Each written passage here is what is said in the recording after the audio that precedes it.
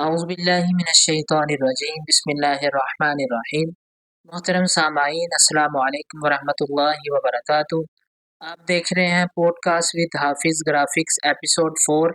آج کا موضوع جس پر ہم گفتگو کریں گے وہ ہوگا اولیاء اللہ کی فضیلت، اور کیا شرائط ہیں جو ولی اللہ میں ہونی چاہیے، اور کیا کوئی عام انسان بھی ولی بن سکتا ہے۔ ان سب سوالوں کے جوابات ہم جانیں گے آج کے اس پوڈ کاسٹ میں۔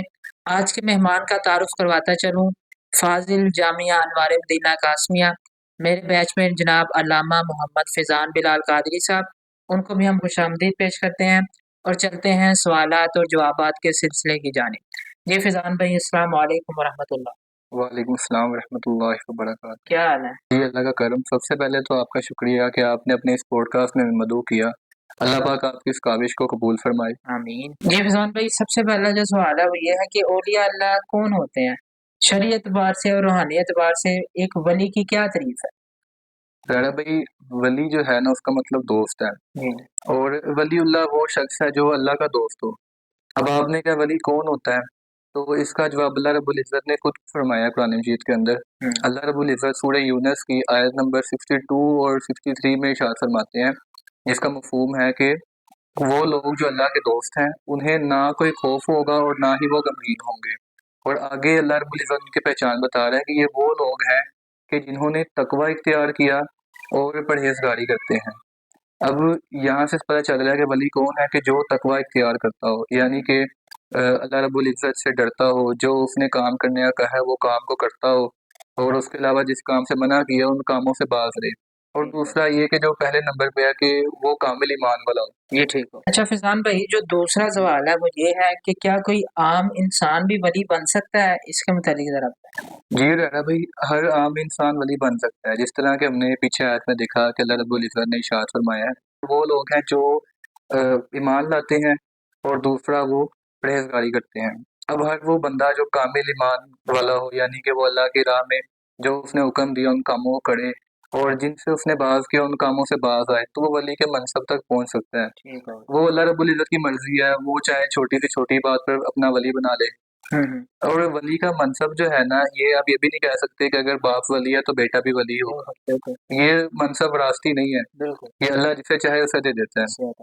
اور بعض دفعہ یہ بھی ہوتا ہے کہ کچھ جو صوفیانہ سلسلے ہوتے ہیں ان کے ذریعے بھی بندہ ولی کی تک پہنچ سکتا ہے، ولی کے رتبے تک پہنچ سکتا ہے۔ ہاں جی، ریاست کر کے۔ اچھا فیضان بھائی، جو ہمارا اگلا سوال ہے وہ یہ ہے کہ اولیاء اللہ کے متعلق نا ایک اصطلاح کرامات کی بھی ہے، جی جی کہ تو سوال یہ ہے کہ کیا جو کرامت دکھائے وہی ولی ہے، یا ولی اللہ کرامت کے بغیر بھی کوئی بن سکتا ہے؟ دیکھیں، پہلے تو کرامت کیا یہ دیکھ لیتے ہیں۔ کرامت وہ معمول کے خلاف عادت ہے جو اللہ کا کوئی ولی کر کے دکھاتا ہے، ٹھیک ہے۔ اب کرامت جو ہے اللہ جس کو مرضی دے سکتا ہے، اس کے ایمان کی بنیاد پر، اس کی کسی خصوصیت کی بنیاد پر اس کو ظاہر کر دیتا ہے۔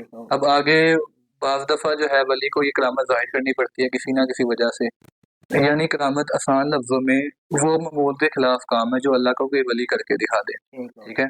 اب جس طرح اللہ نے اپنے کسی نبیوں کو معجزے دی ہے، معجزہ بھی معمول کے خلاف کام ہی ہے، لیکن وہ اللہ کے نبی سے صادر ہوتا ہے۔ اگر اللہ کا ولی کوئی کام کرے جو معمول کے خلاف ہو تو وہ کرامت ہے، اور اگر کوئی اللہ کا نبی کوئی کام کرے جو معمول کے خلاف ہو وہ معجزہ ہے۔ یہ اللہ کی دی ہوئی دین ہے، اللہ کی طرف سے تحفہ ہے، یہ جس کو اللہ عطا کرے۔ جس کو اللہ عطا کر دے۔ اور باقی جو آپ نے کہا کہ کرامت ضروری ہے یا نہیں، تو کرامت ہونا ضروری نہیں ہے کسی ولی کے لیے، کیونکہ کئی اللہ کے ایسے ولی گزرے ہیں جن کے پاس کوئی کرامت نہیں تھی۔ ہم نے کرامت نہیں دیکھنی اللہ کے ولی میں، ہم نے یہ دیکھنا ہے کہ وہ شریعت کے لحاظ سے کتنا پابند ہے، اس نے داڑھی رکھی ہے یا نہیں، وہ نمازیں پڑھتا ہے، روزے رکھتا ہے، یہ اللہ کے جو مین کام پرہیزگاری ہے، پرہیزگاری کرتا ہے یا نہیں کرتا، ہم نے یہ دیکھنا اس کے۔ اچھا فیضان بھائی، جو سب سے ہمارا اہم سوال ہے اور سب سے ضروری سوال، اور وہ سوال جس کے متعلق آج کل اکثر بحث میں ہم نے جو دینا وہ لوگوں کو دیکھا ہے، وہ یہ ہے کہ جی جو مزارات پر لوگ قبروں کو چومتے ہیں، اس کے علاوہ قبروں کا طواف، اس کے علاوہ جی ڈھول ڈمکے وغیرہ اور دیگر بھنگڑے ناچ گانے، یہ جو مزارات پر ہوتا ہے اس کے متعلق آپ نے بتانا ہے ان میں سے کیا چیزیں جائز ہیں، کیا نہیں جائز، اور کیا طریقہ کار ہونا چاہیے ان سب چیزوں کا، یہ ذرا ہمارے سامنے ان کو بتائیں۔ دیکھیں رینا بھائی، جو آپ نے یہ بتائے نا اعتراض، اور یہ واقعی ہم پہ لگتے ہی ہیں، کیونکہ جو قبر پہ جا کے سجدہ کرے گا انہوں نے کہنا ہے اہل سنت ہیں جو یہ کام کرتے ہیں، بالکل اور ہمیں اسی وہ کہتے ہیں کہ لوگ شرک کر رہے ہیں، یہ بدعت کر رہے ہیں۔ حالانکہ یہ جو قبروں پر سجدہ کرنا ہے یہ ہمارے نزدیک تو حرام ہے، چاہے وہ تعظیماً کرے چاہے وہ ادبن کرے، کچھ بھی حرام ہے یہ، ٹھیک ہے، اس کی تو ہم بھی مخالفت کرتے ہیں۔ اور دوسرا یہ کہتے ہیں غیر اللہ سے مدد مانگتے ہیں۔ اب غیر اللہ سے مدد ہم کس طرح مانگتے ہیں؟ ہم غیر اللہ سے مدد مانگتے ہی نہیں ہیں، ہم تو ان کے وسیلے سے مدد مانگتے ہیں آگے، اور وسیلے کے ساتھ مدد مانگنا تو ویسے ہی جائز ہے۔ اللہ رب العزت نے قرآن میں بھی ارشاد فرمایا ہے کہ یا ایھا الذین آمنوا اتقوا اللہ وابتغوا الیہ الوسیلہ، کہ اے ایمان والو اللہ سے ڈرو اور اس کی طرف وسیلہ تلاش کرو۔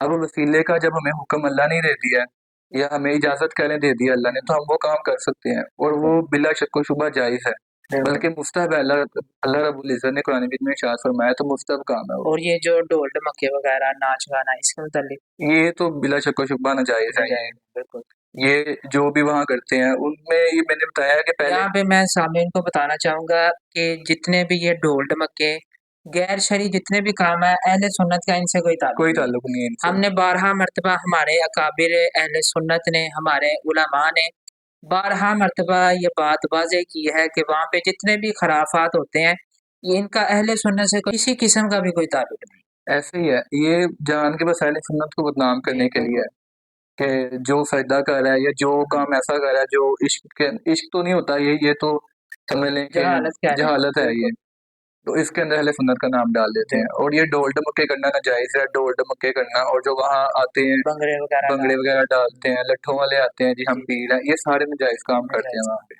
جی ٹھیک۔ اچھا فیضان بھائی ہمارا جو آخری سوال ہے وہ یہ ہے کہ جی سامعین کے لیے یہ ولایت کی حقیقت کے متعلق کیا آپ کی نصیحت ہے؟ کیا آپ ہمارے سامعین کو نصیحت دینا چاہیں گے ولی اللہ کو پہچاننے میں؟ ان کو جو ہے میں 3 باتیں کہنا چاہتا ہوں، جن میں سے پہلی جو یہ ہے کہ آپ ولی کی اصل پہچان کریں کہ ولی اصل میں ہوتا کیا ہے۔ ولی کو اس کے لباس سے، اس کے مزاج سے یا اس کے کسی کرامت سے پہچاننا بالکل غلط بات ہے۔ ولی کو اگر پہچاننا ہے تو اس کے ایمان کے لحاظ سے، اس کی پرہیزگاری کے لحاظ سے اس کو پہچانے کہ وہ کتنی نمازیں پڑھتا ہے، کہ وہ کس طرح اللہ رب العزت کی عبادت میں وقت گزارتا ہے، وہ دیکھیں ہم، نہ کہ ہم یہ دیکھیں کہ جی اس کے جو ہے وہ کتنے بڑے بڑے بال ہیں، جو میں نے بتایا پہلے لوگ کرتے ہیں جی، کہتے ہیں یہ ہمیں پیر صاحب کی طرح سے ملی ہیں، 7 دن نہ ہے نا وہ پیر بن جاتا ہے۔ صحیح ہے۔ تو اس کے بعد دوسری بات یہ ہے کہ آپ توحید کو مقدم رکھیں، کہ ہر کام میں، ہر عمل میں توحید کو مقدم رکھیں، کہ آپ یہ یقین رکھیں کہ یہ کام اللہ نے ہی کرنا ہے اور وہی اس کام کو کرنے والا ہے، اس کے علاوہ کوئی یہ کام نہیں کر سکتا۔ اور تیسری بات یہ ہے کہ وہ نفرت سے بچیں، کیونکہ آج کل ہم سب جانتے ہیں سوشل میڈیا کے اوپر کئی ایسے ولی ہیں کہ جو ولی نہیں ہیں بلکہ کوئی ایسے وہ 2 نمبر ولی ہیں کہ جو کہتے ہیں کہ ہم جو اللہ کے ولی ہیں، اور وہ الٹی سیدھی حرکتیں کرتے ہیں، ناچ گانے کرتے ہیں، کوئی ہاتھ چومتا ہے تو وہ ناچنا شروع کر دیتا ہے، عورتوں کو پاس بٹھا کے ان سے مصافحہ کرتے ہیں۔ یہ اس طرح کے لوگوں کو دیکھ کے لوگ سمجھتے پتہ نہیں سارے ولی ایسے ہی ہیں، تو یہ نفرت سے بچنا ہے۔ ہر ولی سیم نہیں ہوتا، ہاتھ کی 5 انگلیاں ایک جیسے نہیں ہوتی، الگ الگ ہوتی ہیں۔ تو اللہ کے ولی کو اصل پہچانے اور دوسروں کو دیکھ کر صحیح والے سے نفرت نہ کریں آپ۔ کئی لوگ انہی نسبت سے جو ہے داتا صاحب پر، خواجہ صاحب پر بھی فتوے لگاتے ہیں کہ وہ بھی معاذ اللہ اگر یہ ایسے ہیں تو وہ بھی ایسے ہی ہوں گے۔ تو ان 3 باتوں کا دھیان رکھیں آپ، کہ ایک تو ولی کو دیکھ کے پہچانے اس کے ایمان کے لحاظ سے، دوسرا یہ کہ آپ توحید کو مقدم رکھیں، اور تیسرا کہ نفرت سے بچیں۔ ٹھیک ہو گیا۔ تو جی سامعین یہ تھا ہمارا آج کا پوڈ کاسٹ۔ امید کرتے ہیں کہ آپ نے اولیاء اللہ کی حقیقت کو شرعی اور روحانی نقطہ نظر سے سمجھا ہوگا۔ ہم شکریہ ادا کرتے ہیں آج کے اپنے مہمان کا بھی، اور انشاءاللہ ملیں گے آپ سے اگلے ایپیسوڈ میں نئے مہمان اور نئے عنوان کے ساتھ۔ اجازت دیجیے، اللہ حافظ۔